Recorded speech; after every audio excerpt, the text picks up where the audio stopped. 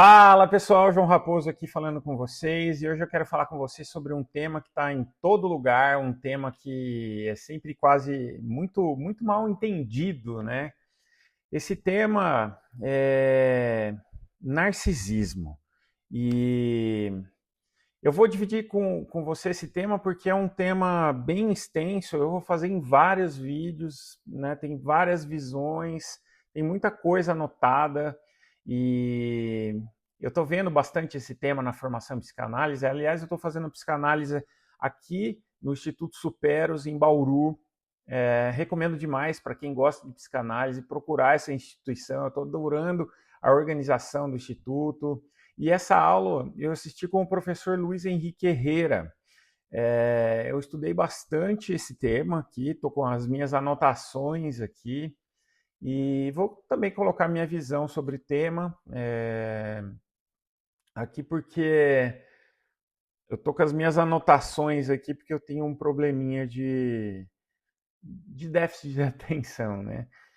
Quando a maioria das pessoas ouvem essa palavra narcisismo, pensa logo em alguém vaidoso, arrogante, excêntrico, uma pessoa manipuladora, alguém que só pensa em si mesmo. Mas a psicanálise, especialmente a psicanálise na visão de Freud, mostra que o narcisismo é algo muito mais profundo. O narcisismo não é apenas um defeito, não é apenas um transtorno, não é apenas uma patologia. É, o narcisismo, o Freud viu o narcisismo como uma estrutura muito importante da constituição humana. Em algum nível, todos nós passamos por isso, todos nós investimos amor em nós mesmos, todos nós, em algum momento, a gente se torna como o centro da experiência e isso tem a ver com todos nós. Entender isso muda a maneira como a gente olha para as relações, para a nossa autoestima, a dependência emocional, a necessidade de aprovação das outras pessoas, a imagem que a gente constrói da gente mesmo e até o modo como algumas pessoas se agarram na sua própria dor. Vou falar um pouquinho também hoje sobre a hipocondria, né? Então hoje eu quero te explicar esse tema, né, de um jeito simples, acessível, uma linguagem bem coloquial aqui. Eu vou falar sobre o mito de Narciso. Vamos começar falando, né? Vamos ver a visão do Freud, o que é libido, o que é id, o que é ego, o que é superego, o que é narcisismo, né? Primário, o que é o narcisismo secundário, quando o narcisismo deixa de ser parte da vida e também começa a virar um aprisionamento. Então fica aqui comigo, porque até o final desse vídeo pode te ajudar a entender muito sobre você e também sobre as relações que você vive, né, no nosso ambiente, né? Então vamos começar falando um pouquinho sobre o mito de Narciso, né? Eu falei sobre ele aí no outro vídeo, né? Que eu fiz sobre o narcisismo. Vamos lembrar um pouquinho do mito. O Narciso era um jovem belo, que em certo momento ele vê a sua própria imagem refletida na água e ele se apaixona por essa imagem. Bom, né, eu já disse para vocês isso no outro vídeo. Dá uma olhada aqui no meu canal que tem um outro vídeo falando sobre narcisismo. E o Narciso, ele percebe a imagem dele, né? E ele não se apaixona pela vida, ele se apaixona por esse encontro dessa imagem. Ele não se apaixona pelo real, ele se apaixona pela imagem, pela projeção dessa imagem. Isso é extremamente atual. Hoje, muita gente não ama a realidade. Nós muitas vezes projetamos a nossa realidade no outro, né? Ama a imagem, ama o personagem, ama o reflexo, ama a ideia de si mesmo e às vezes não ama nem o outro de verdade. Ama a fantasia que criou sobre o outro. É, nas minhas anotações aqui, tem uma coisa muito importante, né? Que é a paixão pela ideia, né? Pela representação, pela realidade viva do outro, né? É o afeto que pulsa, ele se organiza em torno de uma representação do outro, né? Da projeção. Então, o mito de Narciso continua vivo hoje. Ele vive no sujeito que depende de admiração, no sujeito que precisa parecer forte o tempo inteiro, no sujeito que vive para manter uma imagem, e também naquele que ama não o outro real, mas o reflexo do que o outro devolve para a realidade dele mesmo, né? O Freud ele tinha uma pergunta muito interessante. Onde eu invisto a minha energia?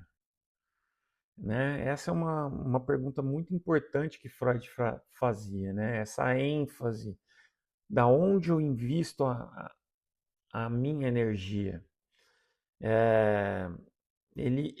O Freud usava uma palavra muito importante para isso, que ele chamava de libido, né? E aqui vale simplificar, né, e explicar que libido não significa apenas sexualidade no sentido comum. O libido, para Freud, é uma energia psíquica de investimento, é a energia do desejo, energia do amor, energia que dirige para alguém, para para alguma coisa, para alguma fantasia, para algum ideal, para algum ou para o próprio eu mesmo, né? E a pergunta, né, é muito importante. Eu invisto essa energia em mim? Eu invisto essa energia no outro? Eu invisto essa energia numa imagem? Eu invisto num ideal, num impossível? Eu invisto num sintoma? Eu invisto essa energia numa doença? Né? Vamos falar um pouquinho depois sobre hipocondria, né? O hipocondríaco, ele ama a própria doença.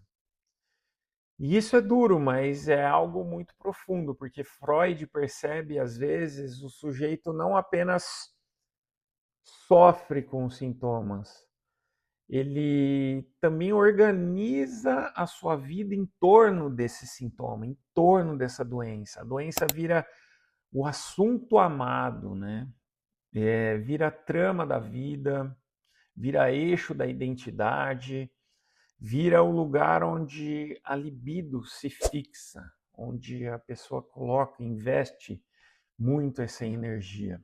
E isso mostra, né, que o tema narcisismo não é um tema superficial. E ele é uma pergunta sobre o amor, sobre o desejo, sobre onde a nossa alma se prende, né? Onde está presa a nossa libido, né? E aí, estudando os textos de Freud, vou dar uma olhada aqui nas colas, né? A primeira e a segunda tópica, onde o Freud aprofunda o funcionamento da mente, né? Aqui nas minhas anotações eu vejo que, né, a introdução ao narcisismo no texto de 1914, 1915, a repressão, né? Depois a psicologia das massas, a análise do eu, o princípio do prazer, né? O id, o ego. Esses textos, eles mostram como o pensamento freudiano ele vai amadurecendo ao longo do tempo. O primeiro, o Freud vai estruturando a mente, depois ele vai mostrando que essa mente é atravessada por um conflito de pulsão, contradição, forças opostas, né? E nos textos aqui eu tô dando uma olhada, né? O que é o id, o que é o ego, o que o Freud mostra, o eu também é o eu inconsciente, né? Ele faz esse conceito, né? Porque nós gostamos de pensar, eu sei quem eu sou, eu controlo as minhas decisões, eu sei o que eu faço, mas o Freud ele deu esse conceito do inconsciente, né? Ele diz que não é tão simples assim.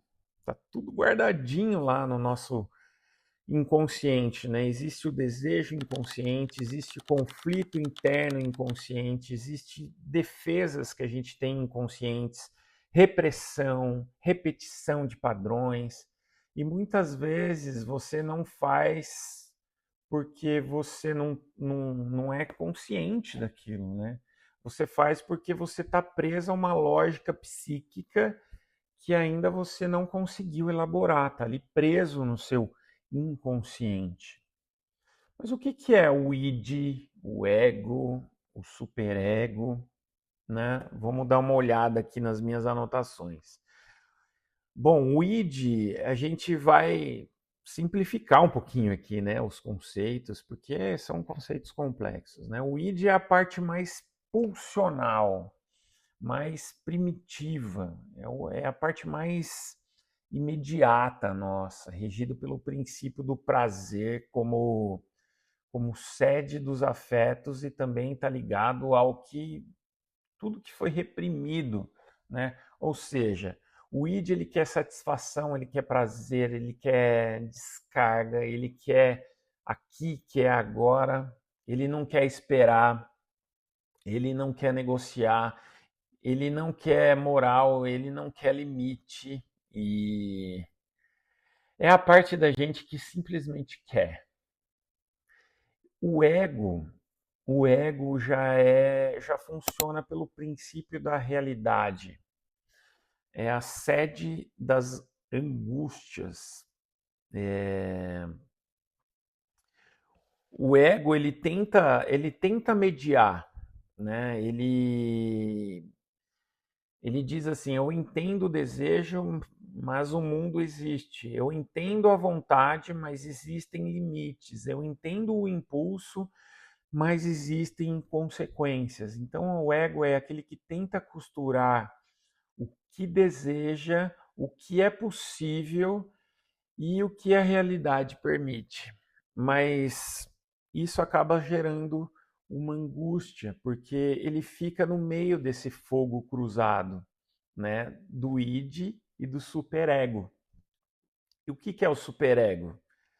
O superego ele já está mais ligado à nossa interdição, à nossa autoridade, né? A nossa fase fálica, né? É a parte que proíbe, a parte que vigia, a parte que cobra, a parte que julga. E é o nosso. Então, resumindo, né? O id quer, o ego negocia e o superego cobra. E, e a vida psíquica acontece nesse campo, né? Esse campo de tensões, de pulsões, de desejo. E o que a gente reprime? O afeto ou a ideia? Isso é muito profundo, porque às vezes o afeto existe. A pessoa sente raiva, a pessoa sente desejo, a pessoa sente tristeza, ela vive sentindo medo, sentindo inveja, sentindo necessidades, mas ela não consegue autorizar esse afeto dentro de si mesma, porque existe uma ideia que condena esse sentimento. Por exemplo, sentir raiva é feio, sentir desejo é errado, chorar é fraqueza, precisar do outro é algo humilhante. Então o afeto ele pulsa dentro da gente, mas a ideia que a pessoa tem sobre esse afeto impede a expressão desse afeto. E aí nasce a repressão, né? Dá uma olhadinha aqui, peraí. É preciso desconstruir ideias para deixar reprimir de formas. E isso acaba sendo um tipo de maturidade. Maturidade não é simplesmente sentir tudo. Maturidade é poder olhar para o que a gente sente sem se desconstruir com isso, né? E o narcisista, ele acaba não percebendo esse próprio sintoma, esse impulso, né? E agora a gente entra num ponto central, né? Que eu vou dar umas olhadas aqui na colinha aqui, ó. O narcisista é o ego sintomático, ele não percebe o próprio sintoma, ele percebe o dano que causa. Ele não percebe esse dano, né? Isso é muito importante, porque uma das maiores dificuldades em lidar com alguém muito narcísico é justamente essa. A pessoa não se vê, a pessoa vê a projeção só, né? Ou melhor, ela se vê através de uma imagem idealizada dela mesma. Ela justifica tudo, ela racionaliza tudo, ela se protege, ela acusa, ela inverte as situações e muitas vezes sai da situação se colocando como vítima ou como superior na situação, né? O narcisista ama a ideia que ele tem dos outros e dele mesmo. Então, ele não se relaciona com a realidade, ele se relaciona com as imagens que ele tem dele mesmo, né? Que ele tem internas dele. E quando a pessoa vive assim, o sintoma pode virar o estilo de vida da pessoa. Ela não percebe mais que está doente na forma de amar, na forma de se mostrar, na forma de exigir dos outros, na forma de depender, na forma de do autocontrole dela mesma, né?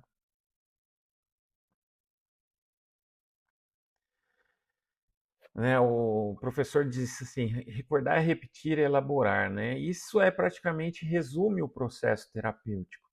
Primeiro eu recordo, né? Depois, a olhar para minha, eu preciso olhar para minha história. Depois eu percebo que não apenas lembro, eu repito padrões, eu repito nas escolhas, eu repito nos vínculos, eu repito na forma de ferir, eu repito nas expectativas, eu repito nos mesmos personagens com roupas diferentes que eu uso para o mundo. Depois vem a elaboração disso tudo, né? Elaborar não é apenas entender intelectualmente. Elaborar é atravessar, é digerir tudo essas ideias emocionalmente, é suportar a dor de ver a verdade, é fazer o luto do personagem que eu construí e, por fim, substituir esse personagem. Isso é muito terapêutico. É criar algo novo, uma nova resposta, um novo jeito de amar, um novo jeito de lidar com essa falta. E isso gera cura, né? Não é apagar a história, é deixar de ser governado por essa história, né? Vou falar um pouquinho aqui sobre as fases, né? As fases da infância, a fase oral, a fase anal, a fase genital, né? Que Freud propôs. A fase oral aparece ligada ao id, né? Ao autoerotismo, ao nutrir e ser nutrido. O Winnicott falou, né, de algumas pessoas que não conseguem escutar a si próprio, né? Estão presas à oralidade. Nada no outro interessa. Você pode falar, a pessoa não consegue ouvir nada do outro, só tem a falar de si, né? E tem pessoas que querem só receber o tempo inteiro atenção, validação, escuta, olhar, confirmação, e tem essa enorme dificuldade realmente de encontrar o outro, né? A fase anal da infância aparece ligada ao nosso ego, ao narcisismo, à ideia de eu ideal, diferente do ideal do eu, né? Que aqui começa a aparecer fortemente as questões, né, de controle da imagem, da forma, como a pessoa organiza quem ela quer parecer ser. Nessa fase fálica, né? Já essa fase fálica parece ligada ao superego, né? A interdição, a autoridade. E aqui entra mais claramente a lei, né? O limite, a posição diante da autoridade, a construção de uma relação com potência de poder. Não sei se vocês estão entendendo, acho que eu estou entrando bem na aula que a gente teve, né? Isso vai formando o modo como a pessoa ama, como a pessoa se vê, como a pessoa se protege, como a pessoa se apresenta no mundo, né? O autoerotismo, por exemplo, né? Essa experiência que a gente tem na fase oral, né? De que o prazer está ligado ao próprio corpo, né? Às zonas erógenas. E antes de existir a relação mais madura com o outro, como objeto de amor. Bom, vamos simplificar um pouco mais essa linguagem aqui. O sujeito primeiro passa por experiências de prazer muito centradas em si mesmo, né? O bebezinho, né? E isso não é um defeito, é o começo de tudo. Isso ajuda a entender que o narcisismo ele não surge do nada. Ele faz parte de alguma história corporal, afetiva, relacional. Então, todos nós temos o nosso narcisismo primário, né? Incutido em nós. E a gente tem esse momento criança, né, em que a criança toma a si mesma como objeto de amor, como centro do mundo, como forma de sobrevivência. Isso é instintivo, é pulsional, inconsciente. O bebê ele não nasce humilde, o bebê não nasce pensando no coletivo, o bebê nasce com as urgências dele. Ele chora quando quer, ele demanda quando quer, ele vive como se fosse o centro do mundo mesmo. E isso não é algo patológico, é algo estrutural. A gente vai formando isso, né?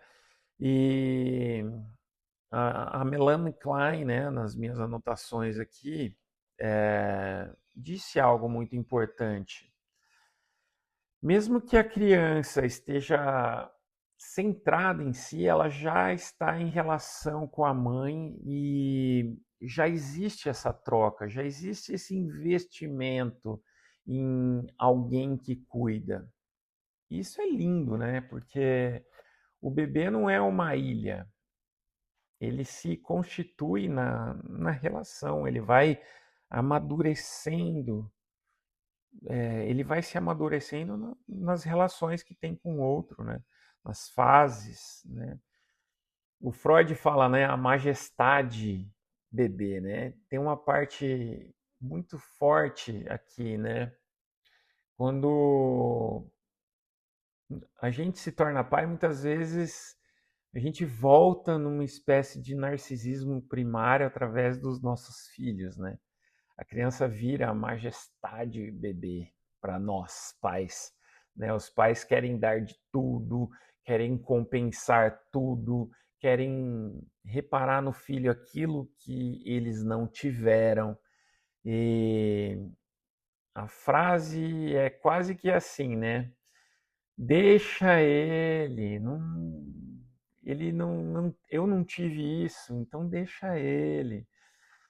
Isso é muito humano da nossa parte, né? Mas também mostra que às vezes o excesso de permissividade, a idealização que a gente tem no filho, pode ter menos a ver com a necessidade real da criança e mais com as nossas projeções que a gente não teve no passado, né?